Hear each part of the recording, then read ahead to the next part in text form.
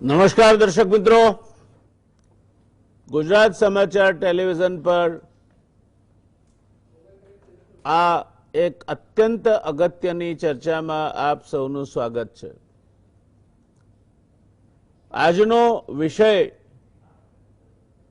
સમતોલ આહાર અને શરીરને એના થકી મળતા પોષક તત્વો અને એના માટે આપણે શું કાળજી રાખીએ તો નિરામય અને નિરોગી જીવન જીવી શકીએ।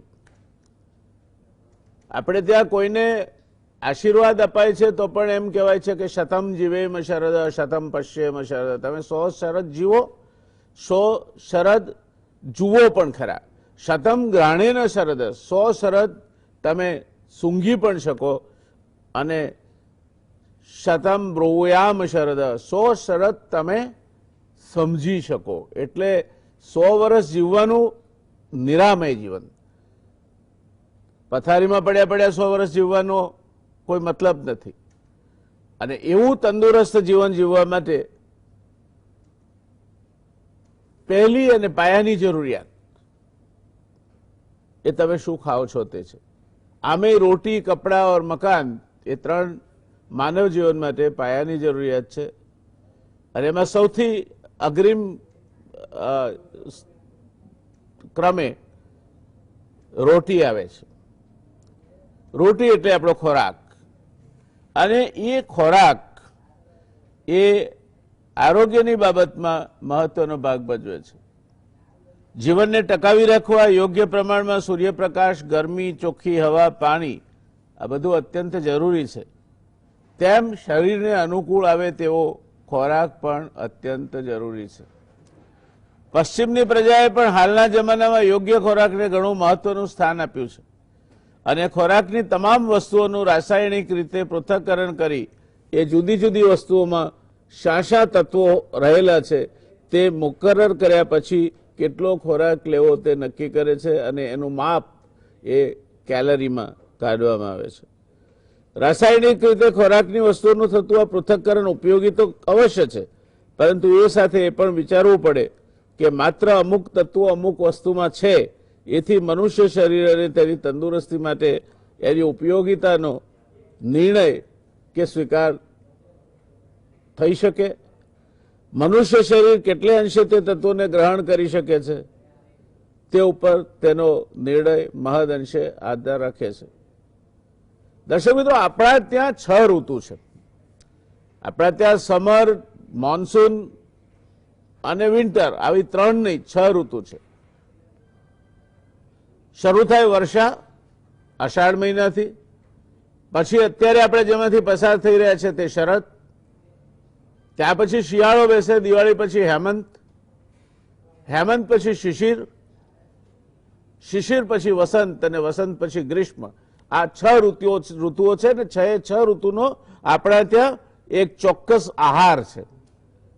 મહદઅંશે આપણે હવે એ આહારની પ્રથા વ્યથાને ભૂલતા ચાલ્યા છીએ। ગ્રીષ્મમાં કેરીનો રસ ખાઓ તમે તો એની સાથે તમે અચૂક તમારે વાયુનો પ્રકોપ ન કરે તે માટે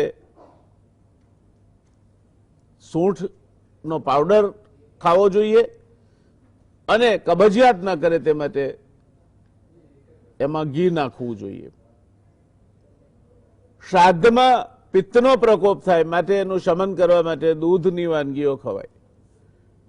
શિયાળામાં આપણે શરીર સૌષ્ઠવ અને આખા વર્ષ માટેનું ભાથું ભરી લેવાનું હોય એટલે તલ ગોળથી શરૂઆત કરીએ અને વસાણા ખવાય અને શિયાળો પૂરો થાય ત્યારે હોળી ભૂખ્યા રહીને આપણે પેટ ચોખ્ખું કરીએ અને પછી વસંતની શરૂઆત થાય ત્યારે લીમડાનો કડવો રસ પીને આપણે આપણા જે હાનિકારક રસો છે તેનું શમન કરીએ। આ આપણી શાસ્ત્રોક્ત રીતે નિર્ણય થયેલ ખોરાક અને ખોરાકની પ્રક્રિયા છે, જે મહદઅંશે આપણે આજના પિઝા, બર્ગર અને જંક ફૂડના જમાનામાં ભૂલી ગયા છે। આજે ગળમાણું કેમ બનાવાય, સુખડી કઈ રીતે બનાવવી, ભડકું શેને કહેવાય, આ બધા શબ્દો કદાચ આજની પેઢીને સમજવા હોય તો શબ્દકોશનો આશરો લેવો પડે તે પ્રકારની પરિસ્થિતિમાં આપણે જીવીએ છીએ. દોસ્તો, એવું કહેવાય છે કે not what you eat but what you digest makes you healthy. Not what you earn but what you save makes you rich. તમે શું ખાઓ છો અગત્યનું, તમે શું પચાવી શકો છો. અને એટલા માટે આપણા ત્યાં એના પગલે પગલે બીજી કહેવત છે કે ધાન ધરપત અને ઘી સંપત. તમે ધરાઈને ખાઓ, રોટલી 5 ના બદલે 6 ખાઈ જશો, કોઈ વાંધો નહીં આવે, પણ શરીરની પચાવવાની શક્તિ અને તમે એમાંથી જેટલું એ સ્નિગ્ધ પદાર્થોને પોતાના ઉપયોગમાં લઈને ઉર્જા ઊભી કરી શકો છો તેટલું જ ઘી ખવાય. પાચક ખોરાક જ પોષણ આપી શકે અને ખોરાક ખાવાની રીત પણ એ પાચક બને કે કેમ તે માટે એટલી જ અગત્યની બની રહે છે. એટલે કહેવાય છે કે તમે ખોરાક પીવો, રોટલો પીવો અને પાણી ચાવો, ધીરે ધીરે ખાઓ. આયુર્વેદ એમ કે છે મધ્ય જળ. તમે જમતા જમતા શરૂઆતમાં જ પાણી નહીં પી લો. અને એને હવે તો એલોપેથી પણ સમર્થન આપે છે કે તમારા જે પાચક રસો છે, જે આમ્લ રસો છે, એસિડિક રસો છે, એને તમે પહેલા પાણી પી લેશો વધારે પડતું તો એને ડાયલ્યુટ કરી નાખશો. તમે એને ઓછા શક્તિશાળી કરશો અને એટલે જે ખોરાક જાય પેટમાં, જઠરમાં, જે એની સાથે એનું જે આખું પ્રક્રિયા થઈને એમાંથી બધા એસિડ ભળી અને જે તત્વો આપણા શરીરમાં શોષાવા માટે છૂટા પડવા જોઈએ તે નહીં પડે. આ બધી વાતો છે અને આ વાતો આપણને સમતોલ આહાર, સમ એટલે સરખો અને તોલ એટલે વજન, જરા ઓછું નહીં જરા વધારે નહીં, એવો ખોરાક શેને કહેવાય અને એ ખોરાક માટે આપણે શું કરવું જોઈએ તો જેથી કરીને આપણે સ્વસ્થ રહી શકીએ, નિરોગી રહી શકીએ. જે ખોરાક ખાઈએ તેના કારણે આપણી રોગ પ્રતિરોધક શક્તિ વધે અને સરવાળે આપણે આરોગ્યપ્રદ જીવન જીવી શકીએ. આ મહત્વની ચર્ચા છે. સામાન્ય રીતે આ પ્રકારની ચર્ચાઓ તમે બીજે ક્યાંય ચર્ચાના માધ્યમ થકી તમને સાંભળવા નહીં મળે. આજે આપણે ચર્ચા માટે 3 નિષ્ણાત પેનલ અહીંયા આજે આપણી સાથે ઉપસ્થિત છે. મારી સાથે સ્ટુડિયોમાં છે ડોક્ટર આશાબેન શાહ. ઘણો લાંબો સમય સુધી સિવિલ હોસ્પિટલમાં મેડિસિનના હેડ, પોસ્ટ ગ્રેજ્યુએટ કોર્સિસના વડા તરીકે, એક ઉત્તમ ફિઝિશિયન તરીકે ખ્યાતિ પ્રાપ્ત આશાબેન અત્યારે ગુજરાત કેન્સર સોસાયટીની મેડિકલ કોલેજમાં પણ આ જ વિષયના પ્રોફેસર છે, પ્રોફેસર ઓફ મેડિસિન છે. ડોક્ટર વનિશા નામ્બિયાર ન્યુટ્રિશનમાં પીએચડી કર્યું છે. MS યુનિવર્સિટીના ફૂડ એન્ડ ન્યુટ્રિશનના પ્રોફેસર છે. MS યુનિવર્સિટીની હોમ સાયન્સ કોલેજ એ દેશની સર્વોત્કૃષ્ટ અને સર્વોત્તમ કોલેજોમાંની એક કોલેજ છે અને એમાં ડોક્ટર વનિશા નામ્બિયાર એ પ્રોફેસર છે. મેટરનલ અને child health nutrition food system પોલિસીમાં તેઓ રિસર્ચ કરી ચૂક્યા છે. એટલે એક જીવનના દરેક તબક્કા, મેટરનલ એટલે માતૃત્વ ધારણ કરે બેન ત્યારથી કરીને બાળકની સ્વસ્થ અને તંદુરસ્ત જિંદગી, એને મળતું પોષણ, એમ સમગ્રતયા આ વિષયને લગતું જ્ઞાન અને ખૂબ મોટો સંશોધનનો અનુભવ ડોક્ટર વનિશા નામ્બિયાર ધરાવે છે. ડોક્ટર જયેશ પરમાર ગુજરાત સમાચાર ટેલિવિઝનના દર્શક મિત્રો માટે એક બીજું જાણીતું નામ છે. આયુર્વેદના ડોક્ટર છે અને આયુષ વિભાગના વિભાગીય નાયબ નિયામક છે. અખંડાનંદ આયુર્વેદિક હોસ્પિટલના અધિક્ષક છે અને પંચકર્મના નિષ્ણાત છે. જયેશભાઈનું નાડી પરીક્ષણ અને ક્લિનિકલ એક્ઝામિનેશન, જેને કહેવાય કે દર્દીના લક્ષણો પરથી રોગનું નિદાન કરવાની ક્ષમતા એ એમની આગવી એક આવડત છે અને સાર્વત્રિક રીતે જોઈએ તો આયુર્વેદના જ્ઞાનના જે અગ્રીમ નિષ્ણાતો અથવા ડોક્ટરો ગુજરાતમાં છે એમાં ડોક્ટર જયેશ પરમારનું નામ મૂકવામાં જરાય મને હિચકિચાટ થતી નથી. तो मित्रों शुरुआत करीशुं आपणे चर्चानी. डॉक्टर नाम्बियार शुरुआत आपसे करेंगे. अगर आप गुजराती बोल सकती है तो बहुत अच्छी बात है, नहीं बोल सकती है तो आप हिंदी में भी बात कर सकती है, कोई हर्ज नहीं है. अंग्रेजी हम नहीं बोलेंगे क्योंकि ज्यादातर हमारे जो दर्शक गण है वो या तो गुजराती बहुत अच्छी तरह समझ लेते हैं या फिर नेक्स्ट चॉइस इसकी हिंदी है. मगर मैं मानता हूं कि आप बड़ौदा में है, एमएस यूनिवर्सिटी से जुड़े हैं, तो हो सकता है कि आपकी गुजराती भी उतनी ही प्रोफिशिएंट हो जितनी मेरी और किसी को हो.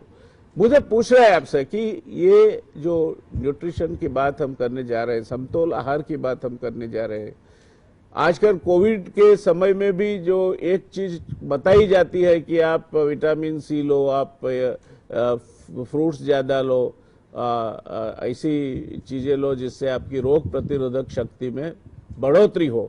क्या कहना है आपका एक सामान्य जीवन के लिए इस क्या महत्व है, क्या मायना रखता है, बैलेंस फूड क्या है और क्या क्या हमें इसके लिए करना चाहिए? Thank you. સૌથી પહેલા તો મને જીએસટીવી તરફથી આમંત્રણ આપવા માટે ખૂબ ખૂબ આભાર. ન્યુટ્રિશન એક એવો વિષય છે જે હાલમાં કોવિડ પેન્ડેમિકના પછી એટલું બધું ચર્ચામાં આવી ગયો છે અને ન્યુટ્રિશનિસ્ટ અને ડાયટિશિયન્સની જે ડિમાન્ડ છે એ પણ ખૂબ જ વધી ગઈ છે. તો આ જે સમતોલ આહારનો વિષય જે તમે આજે જેની પર ચર્ચા કરો છો એ ખૂબ જ અગત્યનો વિષય છે. તો એના માટે ખૂબ ખૂબ આભાર કે આ ટોપિક પર તમે એક ચર્ચા કરવા માટે આ કાર્યક્રમની રજૂઆત કરી. સેકન્ડ ક્વેશ્ચન કે બેલેન્સ ડાયટ એટલે શું? તો સમતોલ આહારની અંદરમાં આપણે જે સપ્તપદી લઈએ છીએ લગ્નની, એવી રીતે અમુક એના પાયા છે. સૌથી પહેલા કાર્બોહાઈડ્રેટ જે આપણે અનાજમાંથી મળે. બીજું છે પ્રોટીન, ઓકે, જે મસલ્સ અને બોડી બિલ્ડિંગ અને આપણા શરીરની અંદરમાં ફાઇટિંગ કરવાની શક્તિ આપણને આપે તે. ત્રીજું છે ચરબી, લિપિડ્સ, ફેટ્સ, ઓઇલ્સ કયા લેવા, કેવી રીતે લેવા એના વિશે આપણે ચર્ચા કરીશું. ચોથું છે વિટામિન્સ. પાંચમું છે મિનરલ્સ અને સૌથી મોટું એક જે હું એક એને ઇમ્પોર્ટન્ટ સમતોલ આહારમાં પ્લેસ આપું એ છે પાણી, હાઇડ્રેશન. તો આના જ આગળ પાછળ હરેક આખી ચર્ચા આજની થશે. તો આપણે કેવા કાર્બોહાઈડ્રેટ લેવા જોઈએ, કેટલી માત્રામાં લેવા જોઈએ, કયા પ્રોટીન લેવા જોઈએ, ગુજરાતનું સ્ટેટસ શું છે, ન્યુટ્રિશનલ સ્ટેટસ શું છે આખા ગુજરાતનું, એના વિશે વાત કરીશું. જે આપણે રિસેન્ટ CNSS રિપોર્ટ જોઈએ છે, જે કોમ્પ્રિહેન્સિવ નેશનલ ન્યુટ્રિશન સર્વે થયું ઇન્ડિયામાં, એમાં આપણે ઓલ ઇન્ડિયા લેવલ પર જોઈએ છે કે ગુજરાતની અંદરમાં ઇન્ડિયાના કમ્પેરિઝનમાં અગર ઇન્ડિયાનું ટોટલ ફિગર 34.7% સ્ટન્ટેડ ચિલ્ડ્રન છે, યાને વટકા બાળકો છે, તો ગુજરાતનું એનાથી પણ વધારે 39.1% છે. તો આ સ્ટન્ટિંગ કેમ છે?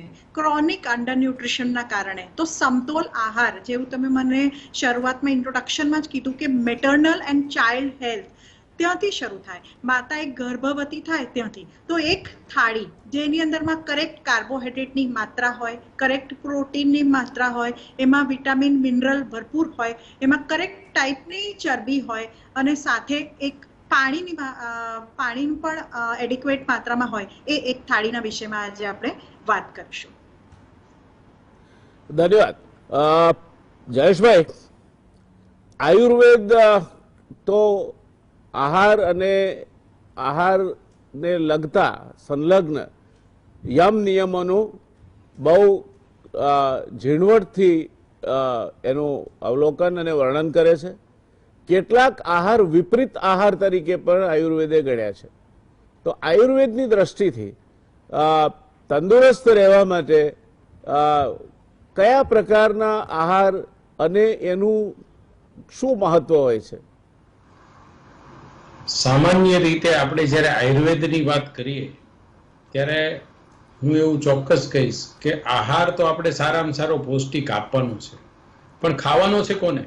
આપે જે શરૂઆતમાં વાત કરી તો આયુર્વેદ છે એ અગ્નિને બહુ મોટું મહત્વ આપે છે. કારણ કે જો જઠરાગ્નિ દુર્બળ થાય તો કોઈ પણ પ્રકારનો ખોરાક સામાન્ય કે ભારે કે કોઈ પણ પ્રકારનો પચતો નથી. એટલે એનો જઠરાગ્નિને પ્રબળ કરવાની વાત કરે છે.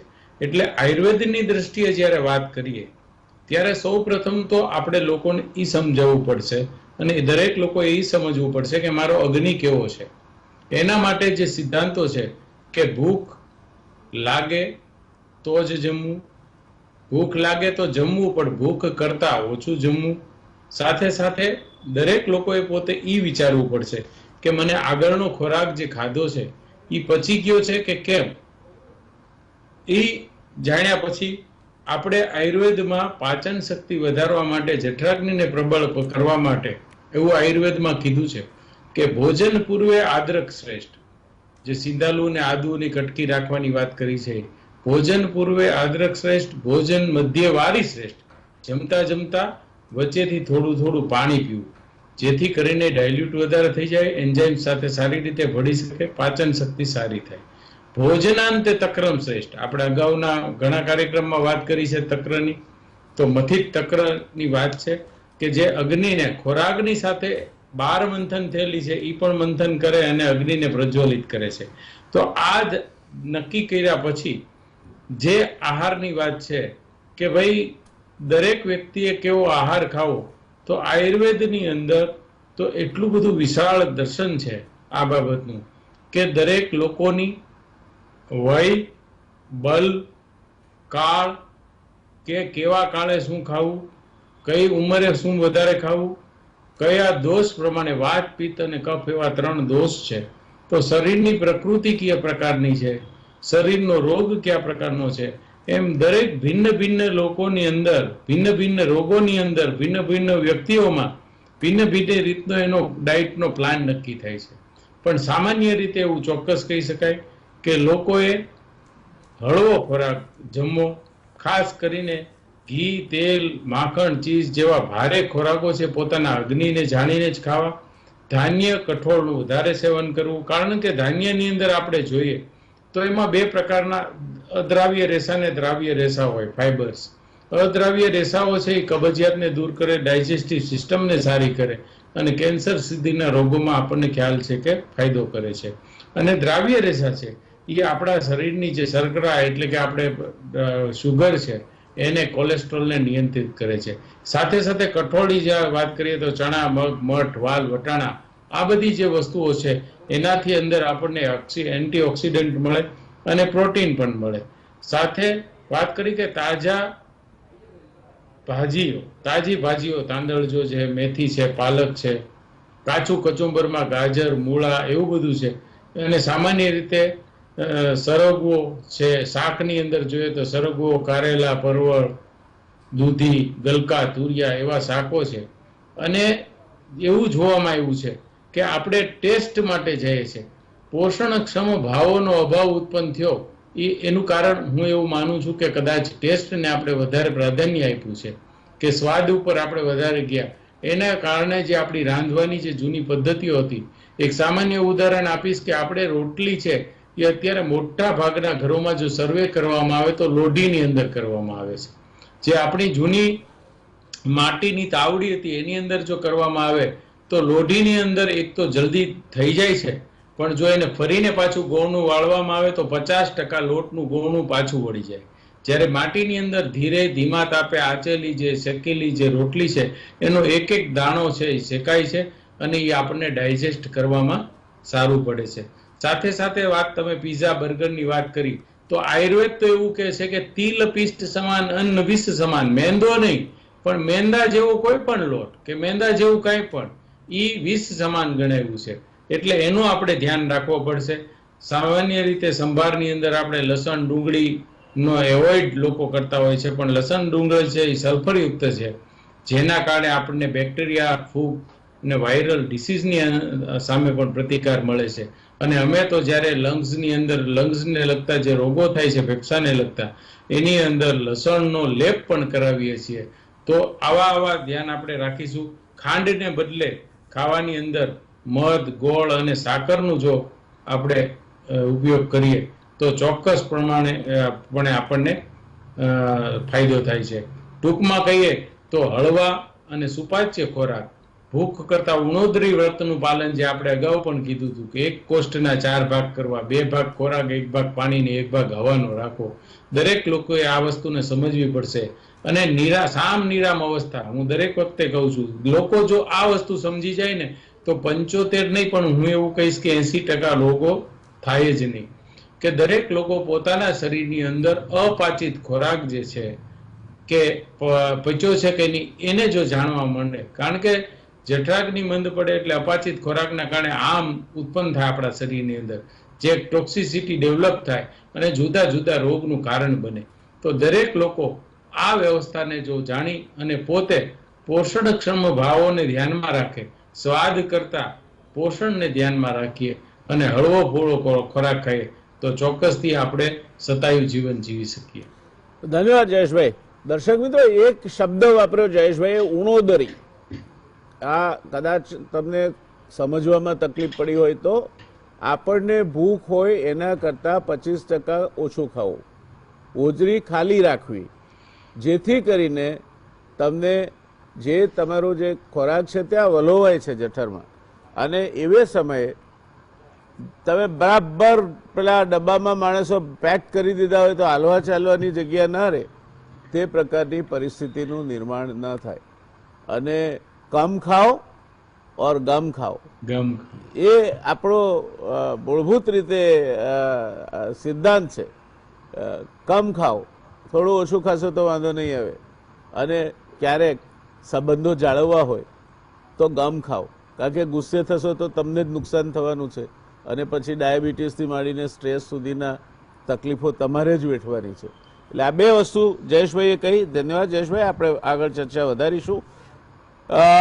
આશાબેન, આપની પાસે મારે એક ચોક્કસ પ્રશ્ન અંગે દર્શક મિત્રો માટે માર્ગદર્શન જોઈએ છે કે ખોરાકમાં વિટામિનની અગત્યતા શું છે, અને આ કોવિડનો જે કાળ છે એમાં ઝીંક પણ આપવામાં આવે છે, એ ઝીંકનો શું રોલ છે? આજના સમયે ઘણા બધા કિસ્સાઓમાં આપણે જોઈએ તો B12 ડેફિશિયન્સી જોવામાં આવે છે. એક સામાન્ય આપ જે પેશન્ટ્સને જોતા હશો એમાં B12 ડેફિશિયન્સીનો પ્રશ્ન હોય છે. કેલ્શિયમની ઉણપ એ પણ હવે લગભગ સામાન્ય થઈ ગઈ છે. અને વિટામિન Cની અગત્યતા શું છે?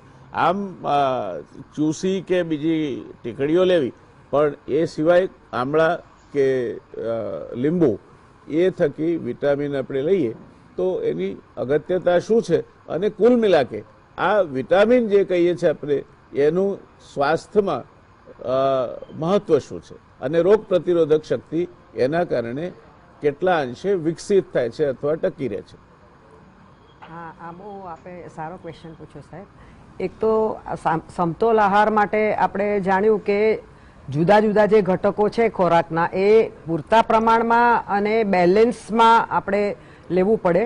જેમ કે આગળ વાત થઈ કે ભાઈ આપણે કાર્બોહાઈડ્રેટ છે તો 55 to 60% આપણા ડાયટમાંથી કાર્બોહાઈડ્રેટમાં આવે, પણ આજકાલ વેઇટ ઉતારવાના એમાં ઘણા લોકો લો કાર્બ ડાયટ અથવા તો એકદમ કીટો ડાયટ જેમાં બિલકુલ કાર્બોહાઈડ્રેટ ના હોય એવા પણ એ લોકો પ્રિફર કરે છે. પણ આપને એ વાત હું જણાવું કે ભારત દેશ સૌથી વધારે હાઈ કાર્બોહાઈડ્રેટ કન્ઝ્યુમ કરતો દેશ છે. એટલે આપણા રોજના ઘટકમાં કાર્બોહાઈડ્રેટ બહુ વધારે પ્રમાણમાં હોય છે. અને નેક્સ્ટ હોય છે પ્રોટીન, જે 10 to 15% છે, અને ફેટ છે તે આપણે 20 to 30% લેવાના હોય છે. અને એ પછી આપણે કહ્યું એ પ્રમાણે વારો આવે વિટામિન્સ, મિનરલ્સ, એમાં માઇક્રો અને મેક્રો બંને આવે, જે એન્ટીઓક્સિડન્ટ્સ આવે અને ફાઇટોકેમિકલ્સ, આ બધાનું જ, ફાઇબર અને પાણી, આ બધાનું જ અગત્ય સપ્રમાણ એનું લેવાનું હોવું જોઈએ. હવે વિટામિનની આપ સાહેબે વાત કરી તો વિટામિન બે પ્રકારના છે. એક તો ફેટ સોલ્યુબલ વિટામિન કે જે ચરબીમાં ઓગળે એવા વિટામિન છે એ, ડી, ઈ અને કે. જ્યારે વોટર સોલ્યુબલ જે છે એમાં બે પ્રકારના છે, એક વિટામિન સી અને એક બધા ટાઈપના વિટામિન બી, જેમાં B1, B2 થી માંડીને B12 સુધી. એટલે આ બધા વિટામિનોનું પૂરતા પ્રમાણમાં, બધા જ વિટામિનનું કંઈનું કંઈ એટલું અગત્યનું ફંક્શન બોડીમાં છે. જેમ કે એ છે વિટામિન, તો એ આપણે જાણીએ કે સ્કિન માટે, આંખ માટે બહુ જ અગત્યનું છે. અને vitamin A deficiency A one of the important cause preventable blindness, કે બચ્ચાઓમાં જો વિટામિન એ પૂરા પ્રમાણમાં ના જાય તો એ બાળક જોઈ ના શકે. અને એટલું સહેલું છે કે વિટામિન એ તમે પૂરતા પ્રમાણમાં કાં તો ડાયટમાંથી જાય કાં તો પછી સપ્લિમેન્ટ કરો. અને આપણા ICMRના ફૂડ પ્રોગ્રામમાં ને હવે વિટામિન એની ગોળીઓ પણ એટલા માટે જ બાળકોને આપે છે.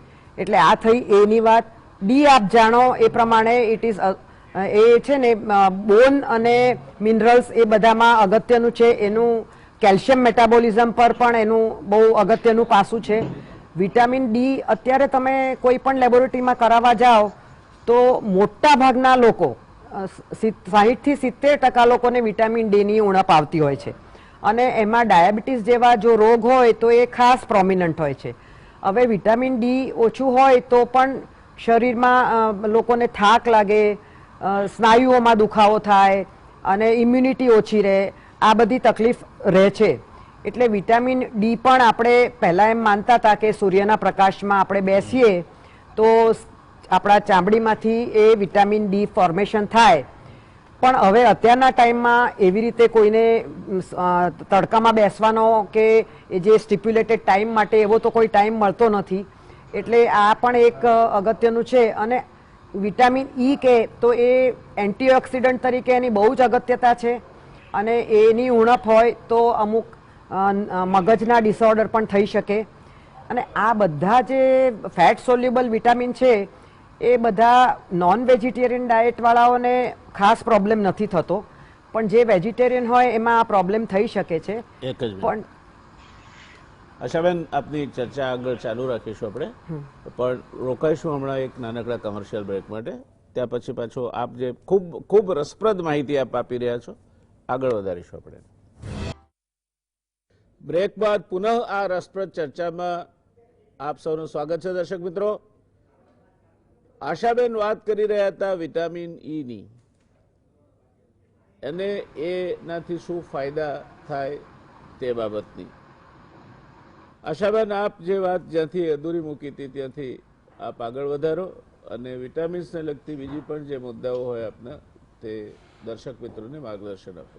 હા, એટલે આ જે ફેટ સોલ્યુબલ વિટામિન છે એ આપણે યલો કલરના જે ફ્રૂટ્સ છે કે વેજીટેબલ છે, જેમ કે ગાજર છે, ટામેટા છે, કેરી છે, પપૈયું છે, એ બધામાં આ વધારે પ્રમાણમાં હોવાની શક્યતા રહે છે.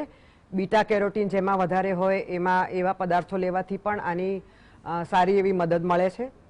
તો એ થઈ એ ફેટ સોલ્યુબલ વિટામિનની વાત.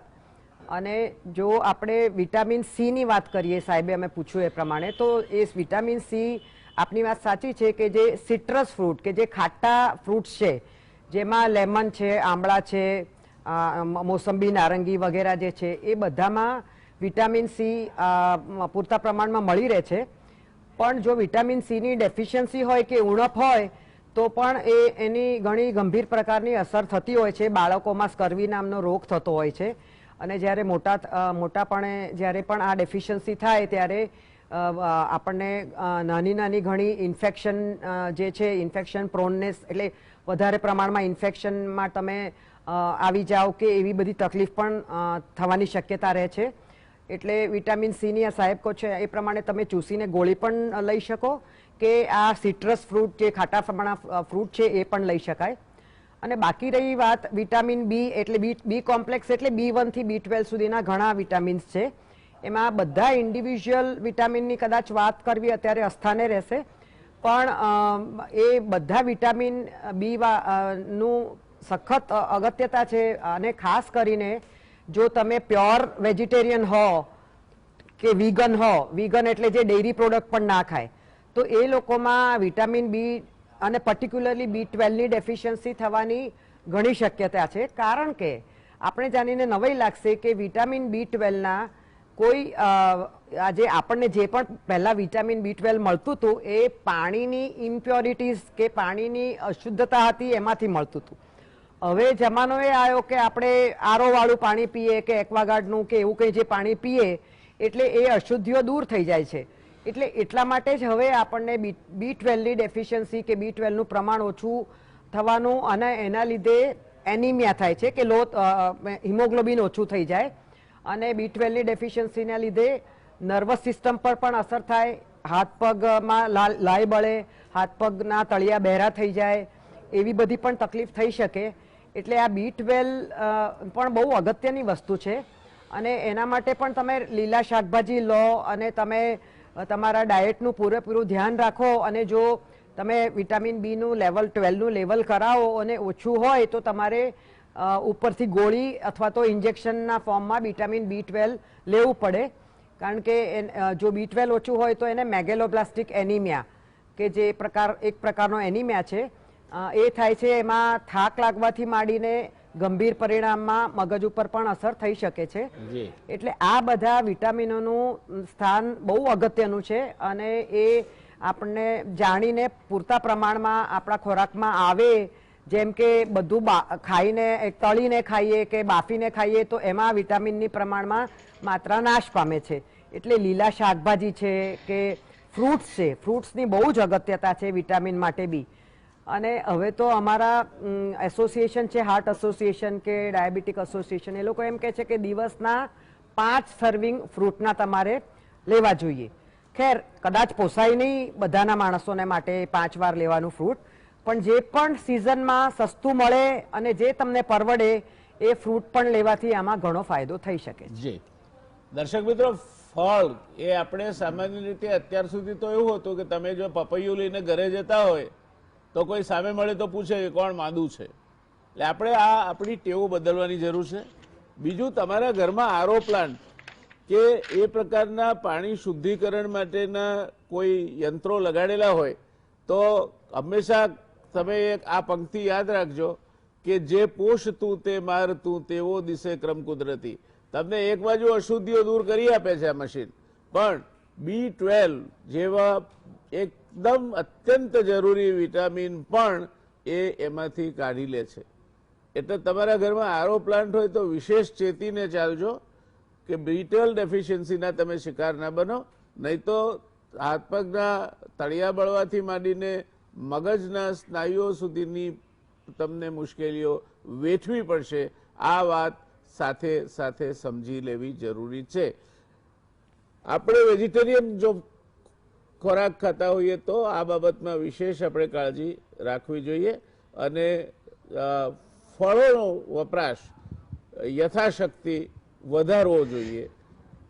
તો મને લાગે છે કે આજે આશાબેને કહ્યું તેમાંથી ઘણી બધી આપણે જરૂરિયાતો પૂરી કરી શકીએ. ડોક્ટર રામબિહાર, આપે હવે તો વાત આપણે ગુજરાતીમાં જ કરીશું. આપે જે વાતો કહી, જે મુદ્દા જણાવ્યા, એમાં કાર્બોહાઈડ્રેટની વાત કરી, પ્રોટીનની કરી, લિપિડ્સની કરી. મારે 2 મુદ્દે આપના નું મંતવ્ય જોઈએ છે. આપણા ત્યાં આ જે ડાયટિંગનો જે ક્રેઝ ચાલ્યો છે ને, એસ્પેશિયલી ઝીરો ફિગર ને આવું બધું જાત જાતનું જે થાય છે, એમાં ઘી નહીં ખાવું કે તેલ નહીં ખાવું અને કોઈક સફોલા કે એવા તેલ ખાવા, આ એક ક્રેઝ ચાલ્યો છે. અને બીજું મારે આપની પાસેથી જાણવું છે કે આલ્કલાઇન વોટર શું છે અને આલ્કલાઇન વોટરની માણસના શરીર પર અને ખાસ કરીને લોહીની ઓક્સિજન શોષવાની ક્ષમતા પર શું અસર પડે છે? Okay, thank you. તમારા બંને સવાલ હું આપું એ પહેલા હું તમને એક સિમ્પલ આપણા દર્શક મિત્રો માટે એક સિમ્પલ વસ્તુ સમજાવું છું જે કહે છે માય પ્લેટ મેથડ.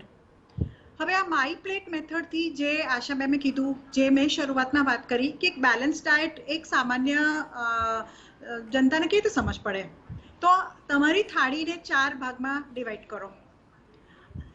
એ 4 ભાગમાંથી એક ભાગ ફ્રૂટનો રાખો, એક ભાગ વેજીટેબલ્સ એટલે શાકભાજીનો રાખો, એક ભાગ જે લોકલ આપણા અનાજ હોય એને રાખો, અને એક ભાગ આપણા લોકલ જે પ્રોટીન સોર્સિસ છે દાળ, કઠોળ એને મૂકો, અને એની સાથે બહાર એક ભાગ ડેરી પ્રોડક્ટનો રાખવાનો. અગર આવી રીતે, અને સાથે ઓફકોર્સ એક મોટો ગ્લાસ પાણી તો આપણા જયેશભાઈ પણ કીધું એ પ્રમાણે જરૂરી છે આપણું હાઇડ્રેશન માટે. તો તમારી થાળીને 4 ભાગમાં વિભાજિત કરો. ફ્રૂટ, વેજીટેબલ, ગ્રેન અને પ્રોટીન, અને ડેરી પ્રોડક્ટ બહાર. ગુજરાતની અંદરમાં આજે એલ્કલાઇન વોટર સુધીની જે વાતો આવે છે એ આપણા શરીરની અંદરમાં આટલી બધી એસિડ કન્ટેન્ટને યા આપણા શરીરની અંદરનું જે પીએચ છે એને બેલેન્સ કરવા માટે હવે આ નવું ફેશન નીકળ્યું છે આલ્કલાઇન વોટર. તો તમે જે જૂના જમાનામાં તાંબાના વાસણમાં જે પાણી મૂકતા હતા રાતભર, અને પછી એ લોટાનું પાણી સૌથી પહેલા અગર તમે જુઓ તો ઘરના દાદા એ સૌથી પહેલા એ જ પાણી પીતા હતા, તાંબાના લોટાનું પાણી. એ તાંબાના લોટાનું પાણી પીશો તો એ પણ એલ્કલાઇન છે, ઓકે, પણ એને રોજ ઘસવું પડે અંદરથી, લીલ ના જમવી પડે. તો એ આલ્કલાઇન વોટર છે જે તમારા શરીરનું પીએચ તમે મેન્ટેન કરે છે. બીજી વસ્તુ કે આપણા જે તમે સેકન્ડ ક્વેશ્ચન પૂછો અબાઉટ ફેટ, તો ફેટની માત્રા આપણે ઘણા બધા ઇવન આશા મેડમ પણ આ વસ્તુને શી વિલ લાઈક એ આ વસ્તુને સપોર્ટ કરશે કે અત્યારે જેટલા બી પેશન્ટ્સ છે એને ફેટી લીવર છે, non alcoholic fatty liver disease, specially diabetic patients જે મેડમ પણ જોયા કરશે, તો બધાના લીવરમાં ઘણું બધું ફેટ ભેગું થયેલું છે.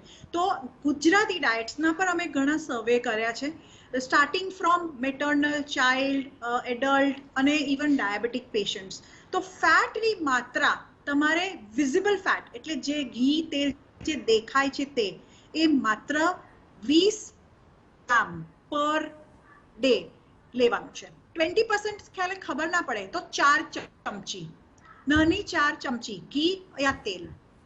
તમે ઘી લો છો કે તેલ એ બીજો એક સવાલ છે. તો અગર 4 ચમચી લો છો તો એમાં 1 ચમચી ઘી અને બીજી 3 ચમચી તેલ હોવી જોઈએ.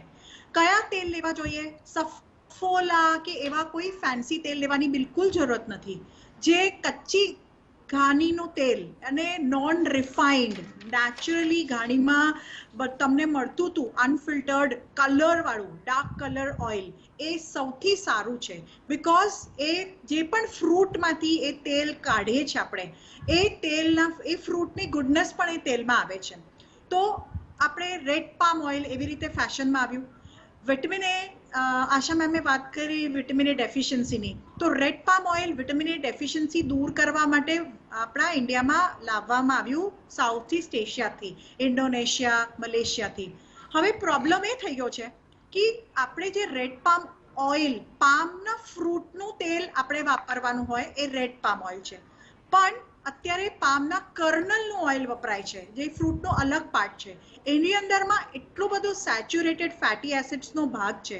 તમે કોઈ પણ લેઝ યા ચિપ્સ યા એવા નેચરલ પ્રોડક્ટ મતલબ એવા પ્રોડક્ટ્સ જોશો, પાછળ તમે વાંચજો એના કન્ટેન્ટ, ઇન્ગ્રેડિયન્ટ શું છે, એની અંદરમાં હશે vegetable palm oil. So that is a horrible thing. એ લોકો ફૂડ લેબલિંગ તમને વાંચતા આવડવું જોઈએ, કારણ કે અગર ફૂડને તમને લેબલિંગ, ફોલ્સ લેબલિંગથી તમને ઘણા બધા હમણાં કોવિડના કારણે ઘણી બધી લાઈનો લાગતી હતી માર્કેટમાં. લોકડાઉનના અડધા કલાકની અંદરમાં તો junk food, fast food, processed Maggi, biscuit, pastas એવું બધું લઈને આવતા હતા, પણ એ તમારા કોવિડને તમને ઇમ્યુનિટી તમારી વધારશે નહીં. તો ઇમ્યુનિટી શું વધારશે? તમારા નેચરલ ફ્રૂટ્સ, તમારા નેચરલ વેજીટેબલ્સ, તમારા લોકલ ગ્રેન્સ, જે આપણા ગુજરાતની અંદરમાં બાજરી, જુવાર એટલી બધી માત્રામાં ખાવામાં આવતી હતી જે લુપ્ત થઈ રહી છે. ઘઉંના કારણે ઘણા બધા ડિઝીઝના પેશન્ટ્સ આવી રહ્યા છે. આઈબીએસ પેશન્ટ એટલે ઇરિટેબલ બોવલ સિન્ડ્રોમના પેશન્ટ્સ વધી રહ્યા છે. ઘણા બધા જીઆઈ ટ્રેક્ટના પેશન્ટ્સ ડિઝીઝના કારણ પેશન્ટ્સ વધી રહ્યા છે. એનું કારણ એ છે કે એટલું બધું રિફાઇન્ડ ખાઈ રહ્યા છે. જે ઘઉં છે એનું મેંદો તમે ખાઓ એ રિફાઇન્ડ ફ્લાવર છે. તમારા પિઝા, પાસ્તા, બર્ગર, જે હર કોર્નર પર આટલી બધી દુકાનો, જેટલી દુકાનો વધી રહી છે ફાસ્ટ ફૂડની, એટલી જ હોસ્પિટલ્સ પણ વધી રહી છે. તો હોસ્પિટલ્સ કેમ વધે? એના પેશન્ટ્સ એટલા બધા આવે તો જ હોસ્પિટલ્સ વધે. It's a economy, demand and supply. તો go back to your basics. તમારા ટ્રેડિશનલ ફૂડ્સને તમે જાણો અને ઓછું તેલ કરો. 4 ચમચીથી વધારે તેલ નહીં ખાવાનું, મીઠું ઓછું. અને કોણ કહે છે કે સ્વાદ ઓછા તેલમાં નથી આવતો? there are so many recipes. જે આપણે ગુજરાતની અંદરમાં પણ ઢોકળા છે જે બહુ હેલ્ધી છે, હાંડવો છે એ પણ બહુ હેલ્ધી છે, કમ્પ્લીટ મીલ છે હાંડવો, મુઠિયા છે, થેપલા છે, પણ એની અંદરમાં પુષ્કળ તેલ નાખવાની જરૂરત નથી. એની જગ્યાએ તમે એને ડેરી પ્રોડક્ટ એટલે દહીંથી સબસ્ટિટ્યુટ કરી શકો તો પ્રોટીનની માત્રા પણ વધશે, સોફ્ટનેસ પણ આવશે અને તમારું તેલ ઘીનો જે ઓવરઓલ પ્રયોગ છે એ એઝ પર આરડીએ થશે. હવે આના સાથે સાથે એક બીજી વાત પણ મારે તમને કહેવી છે કે Indian council of medical research એટલે ICMR અને national institute of nutrition NIN Hyderabad મેં એક હવે નવી બુક રિલીઝ કરી છે, recommended dietary allowances for Indian. એ લાસ્ટ મંથ જ રિલીઝ થઈ 2020ની. પહેલા 2010માં થઈ હતી, હવે 2020ની નવી આરડીએ ગાઈડલાઇન્સ બહાર આવી. એ ગાઈડલાઇન્સ પ્રમાણે તમારે દિવસમાં તમારા બોડી વેટ પ્રમાણે, સપોઝ આપણા એક એડલ્ટ મેન હોય 65 કિલોનો, તો 54 ગ્રામ્સ પર ડે પ્રોટીન તમારે ખાવું જરૂરી છે. અને અડલ્ટ વિમેન હોય તો 47.7 પ્રોટીન ખાવું જરૂરી છે. બીજી વાત કાર્બોહાઈડ્રેટની છે. તો અગર તમારી પાસે જે કેલરી કન્ટેન્ટ છે એ સપોઝ 2000 હોય, તમારે એની અંદરમાં માત્ર 100 કે 130 ગ્રામ જેટલું જ કાર્બોહાઈડ્રેટ ખાવાનું છે. ગુજરાતની અંદરમાં ગુજરાત ડાયાબિટીસ કેપિટલ બની રહ્યું છે. એ બહુ જ એક સનસની ખબર છે કે તમારે ગુજરાતની અંદરમાં ઘણો વિકાસ થાય પણ એની સાથે આ બીમારી ડાયાબિટીસ એ તો ના આવવી જોઈએ. એનું કારણ જ એ છે કે અહીંયા કાર્બોહાઈડ્રેટની માત્રા એટલી બધી વધારે છે. કશું પણ ખાવાનું હોય એમાં ભાત ખૂબ વધારે હોય, રોટલી ખૂબ વધારે હોય, ગળ્યું બહુ બધું હોય, તો એને છોડીને સેલેડ્સ, સૂપ્સ, સ્પ્રાઉટેડ એટલે ફણગાવેલા કઠોળ, જર્મિનેટેડ વસ્તુઓ, એવી વસ્તુઓ પર તમે અગર ધ્યાન આપશો તો ઓવરઓલ તમારું પ્રોટીન કન્ટેન્ટ વધશે, મસલ વધશે, સ્ટન્ટિંગ રેટ ઓછું થશે, બાળક અને માતાનો વિકાસ વ્યવસ્થિત થશે. અને જે ફ્રૂટ અને વેજીટેબલ સમજાવી, 1/4 ફ્રૂટ, 1/4 વેજીટેબલ, 1/4 પ્રોટીન અને 1/4 ગ્રેન્સ, એ તમે અગર વ્યવસ્થિત લેશો ડેરીના સાથે. B12ની માત્રા દહીંમાં આવે, B12ની માત્રા જર્મિનેટેડ ફર્મેન્ટેડ ફૂડ્સમાં આવે. તો નોર્મલ રીતે અગર તમે વેજીટેરિયન પણ હો પણ તમે જર્મિનેટેડ ફર્મેન્ટેડ ફૂડ ખાઓ, ફણગાવેલા મગ, ચણા, કઠોળ ખાઓ અને તમે પ્રોપર માત્રામાં દહીં ખાઓ, તો તમને તમારા શરીરમાં B12 મળે. તમારા સમતોલ આહારની આ ચાવી છે. અને હમણાં બહુ જ ફેશનેબલ ટર્મ આવ્યો છે ફાઇટોન્યુટ્રિયન્ટ્સ અને પોલિફિનોલ્સ અને એન્ટીઓક્સિડન્ટ્સ. હવે ગોળીઓ મળવા માંડી છે અને એક પત્તું ગોળીનું 50-60 રૂપિયાનું આવે. તો હું તમને બહુ સરળ એનો નુસ્ખો સમજાવું કે તમારા ઘરની અંદરમાં માઇક્રોગ્રીન્સ ઉગાડો. માઇક્રોગ્રીન્સ કોઈ પણ પ્લાસ્ટિકના કન્ટેનરમાં, કોઈ પણ રાઈના દાણા, તલના દાણા, જે રીતે ગોરોમાં જે આપણે ઉગાડીએ છીએ એવી રીતે જવારા ઉગાડીએ, એવી રીતે કોઈ પણ દાણા, રાઈ છે, મેથી છે, તલ છે, મગ છે, એના તમે માઇક્રોગ્રીન્સ નાના નાના કુંડામાં ઉગાડી શકો, નાના પ્લાસ્ટિક કન્ટેનરમાં ઉગાડો. અને અઠવાડિયાના માઇક્રોગ્રીન્સ 15-10 દિવસમાં તો સરસ ઉગી જાય. અને આખા ફેમિલી માટે એક ડબ્બો એક દિવસ યુઝ કરશો અગર તમે, તો તમારા રોજના વિટામિન મિનરલ આવી જશે.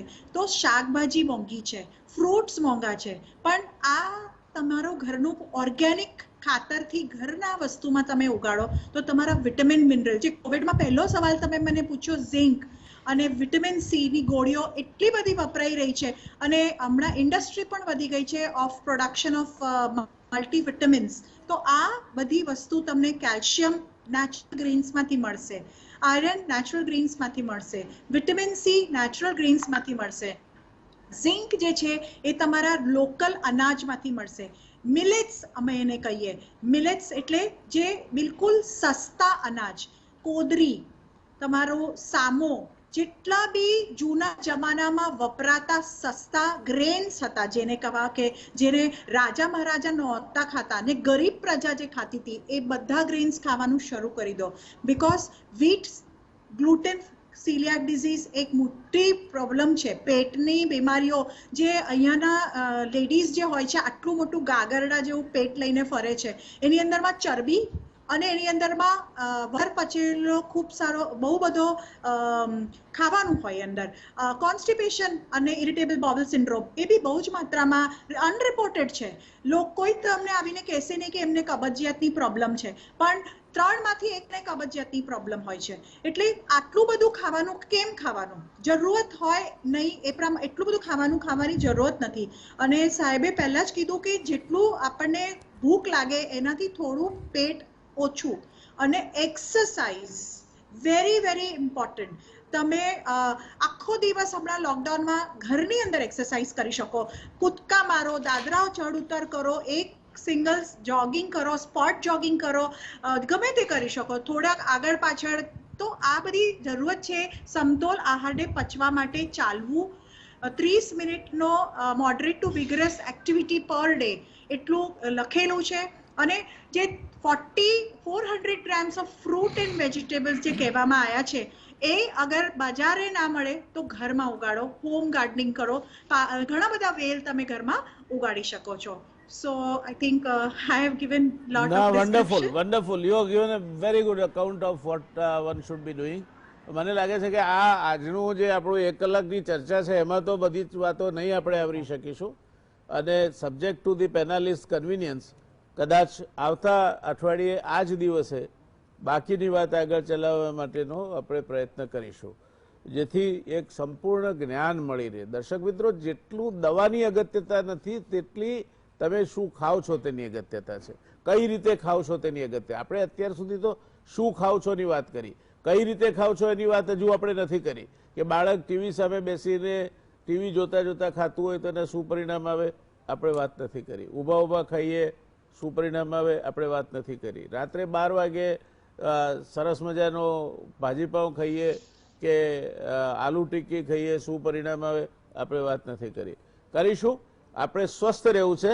જયેશભાઈ, આપની પાસે આવવા માંગીશું. 2 મુદ્દા છે આપના માટે. એક તો જે ગાંધીજીએ જે મુદ્દો શરૂ કરેલો, પારબોઇલ્ડ રાઈસ, બ્રાઉન રાઈસ અને પોલિશ્ડ રાઈસ, અને અત્યારે તો દાળ પણ બહુ એકદમ પોલિશ થઈને આવે તો જ ગૃહિણીની પસંદગી પામે છે. તો આ પોલિશ્ડ અનાજ છે એની બાબતમાં આપે શું કહેવું છે? અને બીજું આપે એક બહુ સરળ સ્ટેટમેન્ટ કર્યું કે ખોરાક પચી ગયો હોય તો જ ખાવું. તો એની જાણ કઈ રીતે થાય ખોરાક પચી ગયો છે? એનું કોઈ મેઝરમેન્ટ માટેનું ઇન્સ્ટ્રુમેન્ટ આવે છે? શું કરીએ તો ખબર પડે આપણને કે ખોરાક પચી ગયો છે? 2 વસ્તુ લઈશું કે આપણે જે ગાંધીજી વાળી આપણે વાત કરી કે ભાઈ પોલિશ્ડ, અને હવે મેં આ શરૂઆતમાં એક વાત કરી કે તિલ પિષ્ટ સમાન અન્ન વિષ સમાન. તો જે તિલ પિષ્ટ સમાન અન્નની જે વાત કરી છે એની સાથે આને લઈ શકાય કે ભાઈ મેંદો કે મેંદા જેવું કાંઈ પણ લઈએ તો આપણને નુકસાન થાય છે અને વિષ સમાન છે. એવી રીતે જ્યારે પોલિશ કરવામાં આવે છે ત્યારે એ અન્નની જે નેચરલ આપણને જે આપવાનું ન્યુટ્રિશન છે એને અંદરના જે તત્વો છે એને પણ સાથે સાથે સાફ કરી નાખીએ છીએ. 100% ચોક્કસ એવું કહી શકાય કે એને રાંધવામાં કદાચ લોકોને સરળતા રહેતી હશે, પણ મેં કીધું ને કે એ સરળતાની સામે આપણે પોષણક્ષમ ભાવોને પણ પાછા કંઈક ગુમાવીએ છીએ.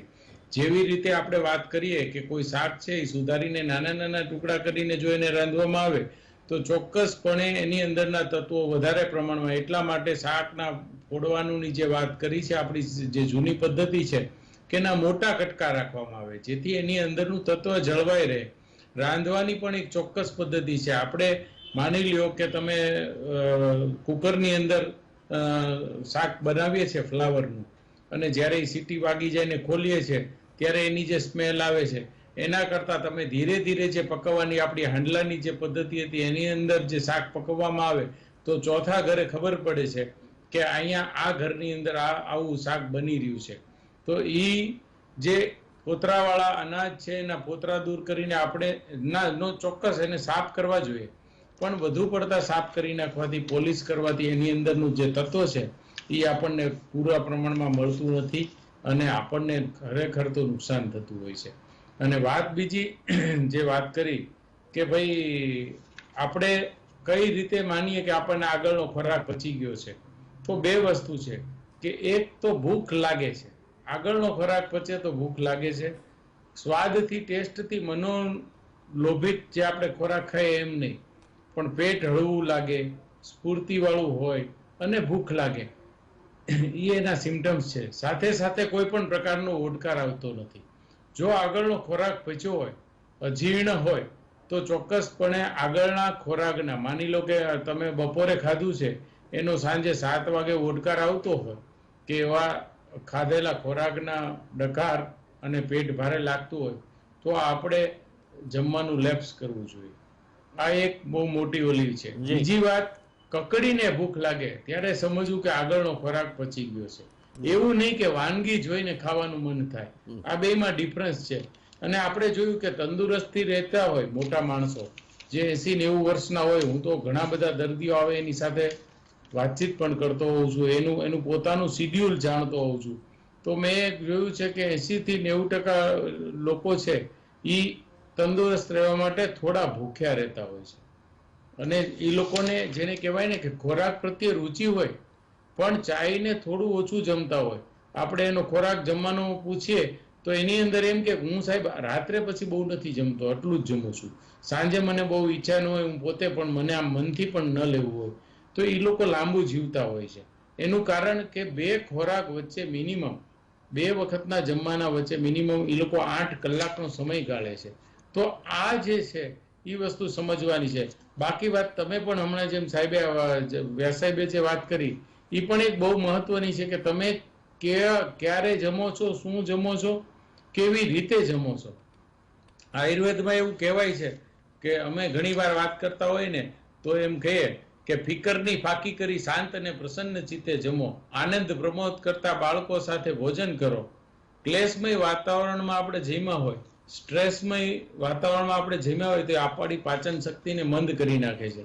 દ્રષ્ટાંત ફરી એકવાર આપો, અગાઉના પ્રોગ્રામમાં કદાચ મેં આપેલું છે, પણ આપણે 5 જણા સાથે રસપુરી બહુ જ ભાવનાત્મક રીતે જમતા હોય કે બહુ જ મજા આવે છે અને શું રસ છે કેરીનો, એમાં કોઈ એક વ્યક્તિના ફોનની અંદર એવો ફોન આવી જાય કે માઠા સમાચાર આવે તો એ માઠા સમાચાર સાંભળ્યા પછીના તરતની બીજી ચમચી હાવ નિરસ બની જાય છે, એનો મધુર રસ નાશ પામે છે.